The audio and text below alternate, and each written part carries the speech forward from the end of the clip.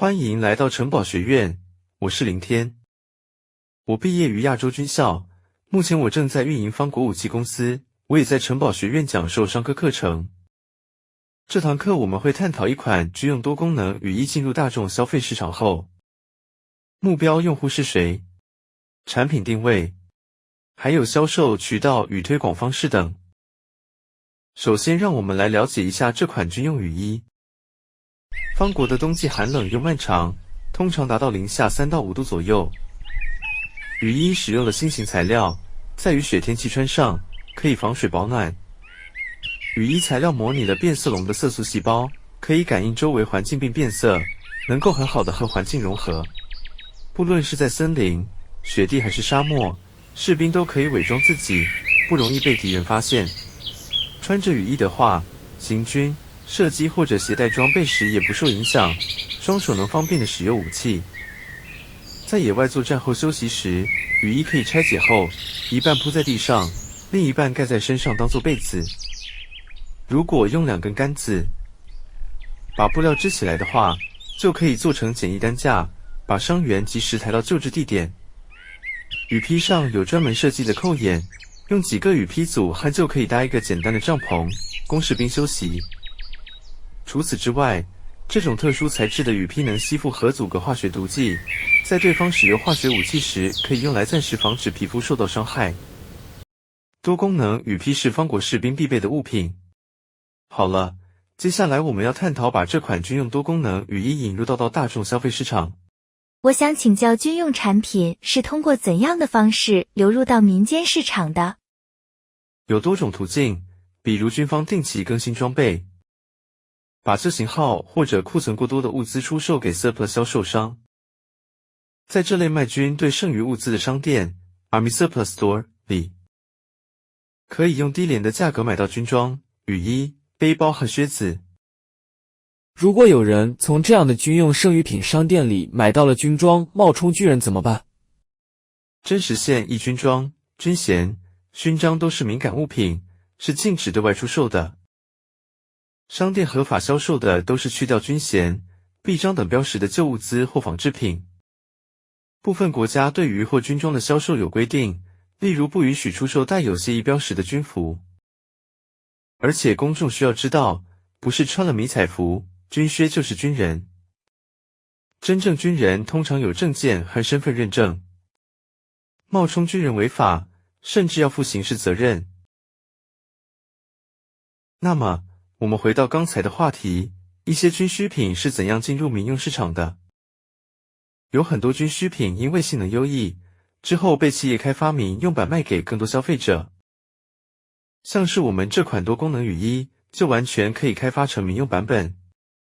所谓的民用版，就是材料、设计与军用标准接近，但去掉涉密或特殊用途功能。你们觉得这个雨衣的哪些功能在转化为民用产品时可以去掉？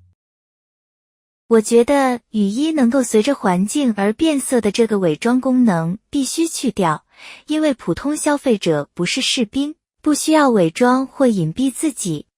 相反，户外运动的人们如果迷路了、走散了，还需要救援人员快速找到自己。如果雨衣让自己隐身，反倒会增加救援难度，甚至无法找到救援。你说的对，我们需要去掉变色龙式的伪装功能。还有吗？我觉得防毒气的功能也必须去掉，毕竟大众消费者们日常并不需要应对化学战，而且省略这个功能也意味着材料和成本的降低。是的，这类面料涂了特殊的橡胶涂层，能够抵御化学武器中的液体战剂，比如芥子气。但缺点是不透气，士兵穿着容易过热，体力消耗快。我们目前探讨在转向民用时，哪些功能去掉？哪些功能需要保留或时尚化？可以提供更多色彩的雨衣供消费者选择，增强时尚感，尤其明艳的色彩，在户外旅行时，很容易被同伴识别，即使迷路了，救援人员也容易找到穿着色彩鲜艳雨衣的人。甚至还可以定制色彩和图案。这是很棒的想法。那么这款雨衣不仅具备多种实用功能，也很时尚。让我们来想想这款产品的目标用户有哪些。户外运动爱好者，是的，喜爱野外活动的人，或是军事文化爱好者都可以成为目标用户。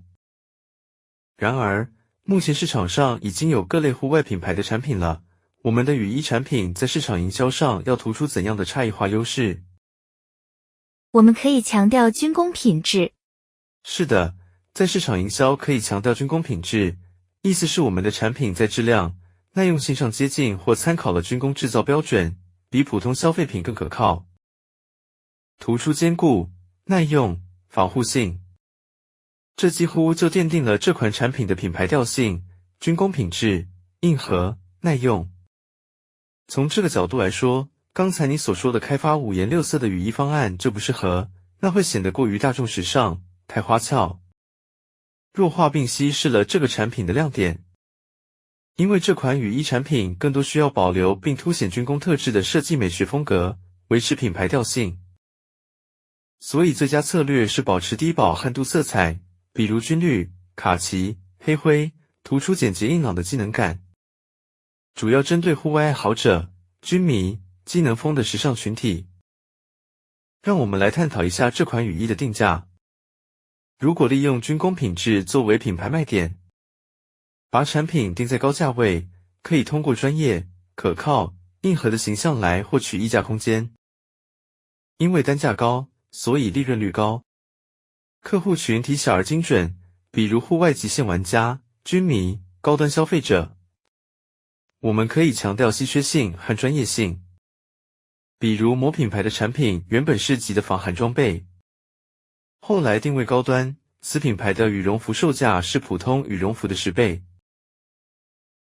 另一种策略则是大众普及定价，以进入更大消费市场为目标，采用相对平价的定价策略，强调性价比，让更多普通消费者买得起。特点是单价低，利润率低，但销量大。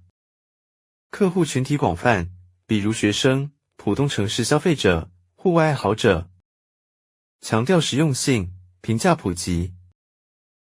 我更倾向于高价位。我觉得从产品品质、成本和品牌特色等各方面来说，更适合高价位。与其陷入大众市场的价格竞争，不如在高端细分市场形成壁垒。是的，可以形成多方面的壁垒。技术与产品壁垒，军工面料与工艺壁垒，不容易被快速复制。品牌与认知壁垒，由军工背书，军工背景带来天然的权威感与信赖感。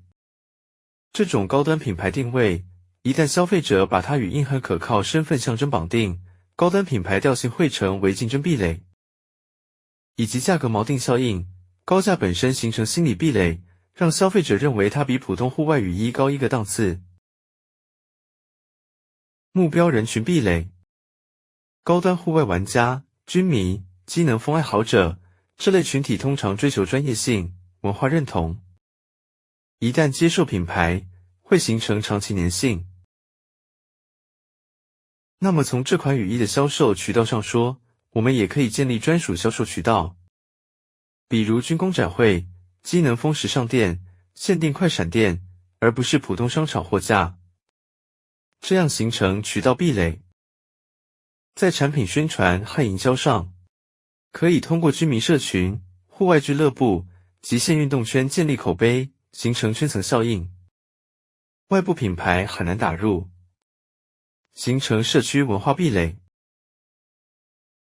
我们本堂课探讨了军工与衣民用化的4P， 包括了 Product 产品强调军工品质、多功能， Price 定价定位高端，军工品质溢价， Place 渠道户外用品店、电商平台、居民渠道等， Promotion 营销通过军工故事营销、品牌溯源推广。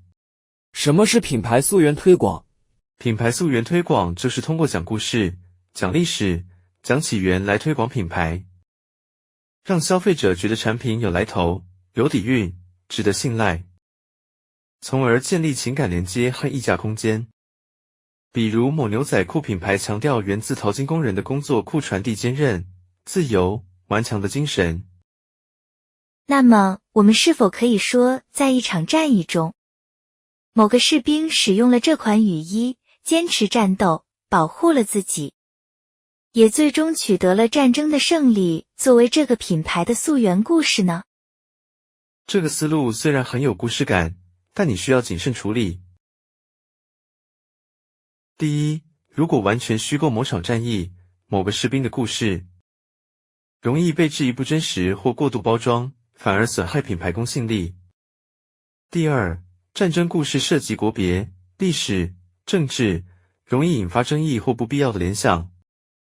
品牌叙事一般避免战争胜利这种宏大而敏感的主题，更倾向讲坚韧、守护、信赖等普世价值。第三，如果过度强调战争，品牌容易被贴上军火或政治化的标签，削弱民用化、日常化的吸引力。品牌定位非常危险。我们在做溯源推广时，建议聚焦在产品对个人的保护上，而非赢的战争。比如我们描述说，在一次极端恶劣的环境中，一名士兵依靠这件军工雨衣抵御了暴雨与严寒，坚持完成了任务。这件雨衣不只是装备，更是守护与信赖的象征。今天，我们把同样的守护带到每个人的日常生活中。我想这样改写可能更好一些。好了，时间到了，今天我们的课程就到这里，我们下次见。